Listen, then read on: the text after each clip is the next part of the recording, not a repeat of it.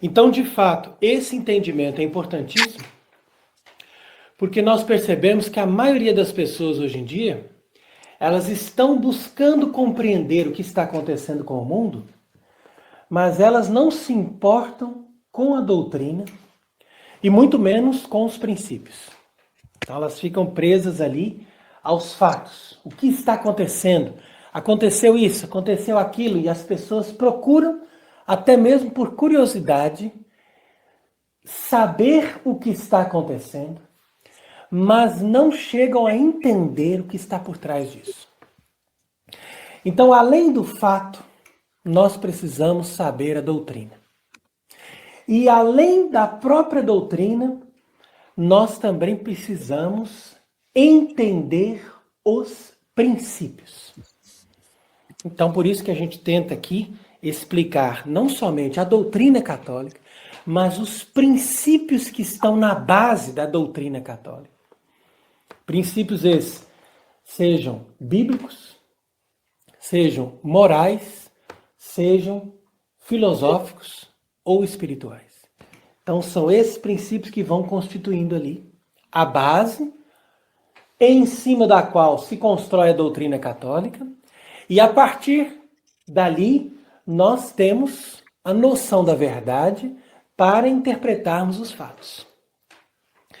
Então você percebe, uma das coisas que é importantíssima as pessoas saberem, é que quando você analisa todas as catequeses que eram feitas pelos padres da igreja nos primeiros séculos, o primeiro assunto que eles colocam numa catequese, antes mesmo de comentar sobre a criação do mundo, é a explicação da diferença entre o Antigo e o Novo Testamento. E dentro dessa explicação que eles fazem da diferença do Antigo e do Novo Testamento, os padres da igreja sempre deixam claro nas suas catequeses que o Antigo Testamento era uma aliança provisória, que foi anulada no momento mesmo em que Cristo fixou uma nova e eterna aliança através de lógica que nós temos que buscar aquela frase, aquele versículo fundamental das Escrituras. Aquí, por ejemplo, en esta parte, en vez de que nos diga los padres de la iglesia, cítalo, por favor. ¿Cuál? ¿Sí? Y también tiene que mencionar las maldiciones en el Antiguo Testamento, cuando Dios nuestro Señor le dice, cuando hace el pacto, si no cumplieres este acuerdo, todas estas maldiciones caerán sobre ti. Y no nada más las bendiciones, también las maldiciones, las cuales se cumplieron. Si se acuerdan de las promesas a Abraham, acuérdate también de las maldiciones que se te dijeron. Entonces, ¿qué hace el padre Cristian Montango? Favorecer al pueblo judío. Esa no es doctrina de la iglesia, como tampoco es la tierra plana. Y ese tipo de personas, bueno, hay que estar todos juntos, porque ocupamos un papa.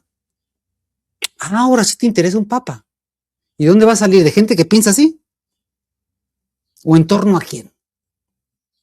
Pero ese es otro tema, porque tenemos que hablar también de los feligreses escondiditos, los líderes de comunidad, con perfiles judíos que le están impulsando desde el anonimato y que son tan rabiosos como los protestantes.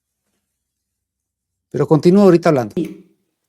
Pouco é comentado e compreendido, que é o versículo 15 do capítulo 3 do livro do Gênesis. Quando se diz: porém inimizade entre ti e a mulher, entre a tua descendência e a descendência dela. Então, aqui Deus está falando com a serpente, logo após o momento do primeiro pecado, que foi o rompimento daquela harmonia que havia entre Deus e a criação, portanto, entre Deus e o ser humano, que era o rei da criação.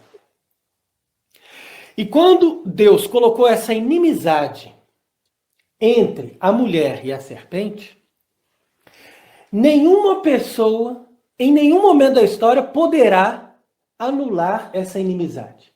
Essa inimizade é fixada por Deus. Então, existe uma inimizade, nós não podemos partir de uma ideia que existe uma fraternidade universal e é preciso que você escolha de que campo você quer estar. De um lado está a serpente, com todos os seus sequazes, com todas as heresias, com todos os sistemas religiosos, por melhores que pareçam, mas que contêm mentiras e falsidades. E de outro lado está a mulher. A mulher é uma figura, é uma entidade espiritual que contém a verdadeira igreja. Aquí, por ejemplo, siempre lo que hace la iglesia es citar textualmente el magisterio. Y eso que está diciendo él, que lo cite textualmente. Que si Dios puso una enemistad, ¿pero por qué? ¿Cuál fue el daño y qué fue lo que pasó? Sí, porque parecía que es el culpable. Entonces, quiero compartir también con ustedes lo que dice la Sagrada Escritura sobre el pueblo maldito. Cuando hace lo comparto aquí en pantalla. Aquí está. Nos dice lo siguiente, aquí dice.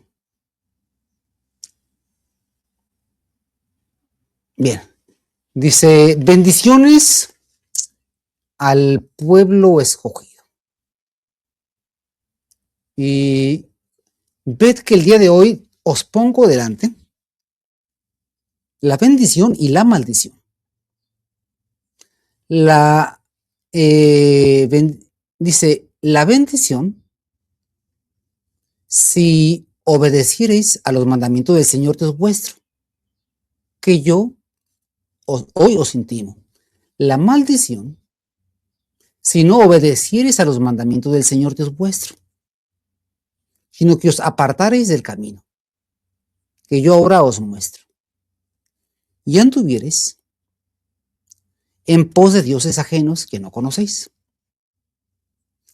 Todas las bendiciones, y más tarde también en el mismo Deuteronomio, dice,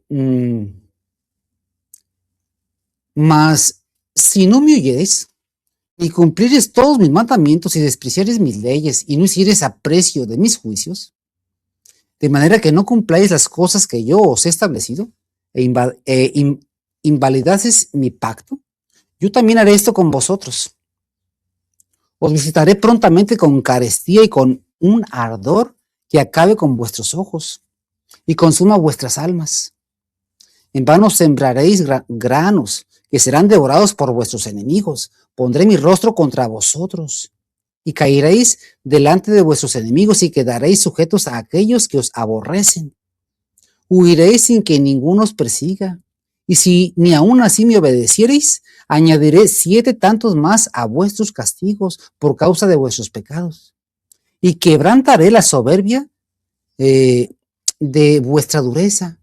Y os daré un cielo arriba como el hierro y una tierra de bronce. Se gastará inútilmente vuestro trabajo. No producirá la tierra su esquilmo, ni los árboles darán frutas.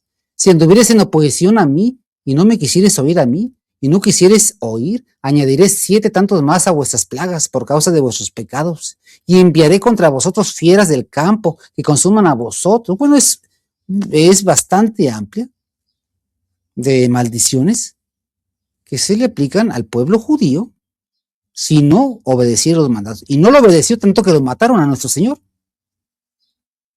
fue el pueblo más ingrato en el Antiguo Testamento. Dice, pero si no quisieres escuchar la voz del Señor, Dios tuyo, para guardar y cumplir todos sus mandamientos y ceremonias que yo te prescribo hoy, vendrá sobre ti y te alcanzarán todas estas maldiciones. Serás maldito en la ciudad, maldito en el campo, maldito tu granero, maldita tus obras, maldito el fruto de tu vientre y el fruto de tu tierra, las manadas de tus vacas, en fin. Entonces, de esto no se acuerdan. Todas las maldiciones. ¿Por qué? Por sus obras.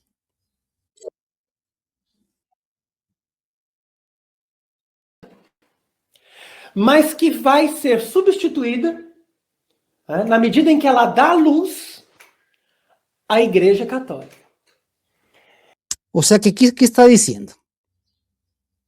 A lo que él le llama la sinagoga santa, da a luz a la Iglesia Católica. Entonces, sí son nuestros hermanos mayores. Hay que estar agradecidos con la sinagoga santa. ¿Y podría decirnos, por favor, qué sumo pontífice dijo esa teoría? ¿O es una interpretación de usted? Entonces hay sinagoga buena, santa y sinagoga mala. Y cuando vino nuestro Señor, unos sigue siendo una sinagoga buena. O sea que hay judíos de los dos tipos. Entonces no hay que hablar mal de los judíos. Entonces San Pablo se equivocó. ¿Cómo? ¿Quién es quien crea la confusión? Las encíclicas contra los judíos y las prescripciones, que ni siquiera los cristianos se atrevan a comer con los judíos. Se equivocaron. Esa enseñanza está fundada en el Talmud judío, la que confunde. Cuando usted mete lo que no es doctrina de la iglesia o silencia la doctrina de la iglesia, ahí comienza la confusión. Estamos muy confundidos.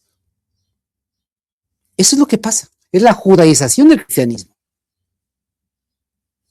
Então, aquela mulher do Antigo Testamento, ou seja, a sinagoga santa, dá luz à Igreja Santa. E no mesmo momento ela morre. Mas, no mesmo momento, a serpente cria a sinagoga cega, que é a mesma que condenou Jesus à morte. E essa sinagoga cega, ela preside o corpo místico de toda essa estrutura que faz guerra contra os santos e os eleitos de Deus. E, portanto, contra a descendência de Cristo, a descendência da mulher, a descendência santa que nós chamamos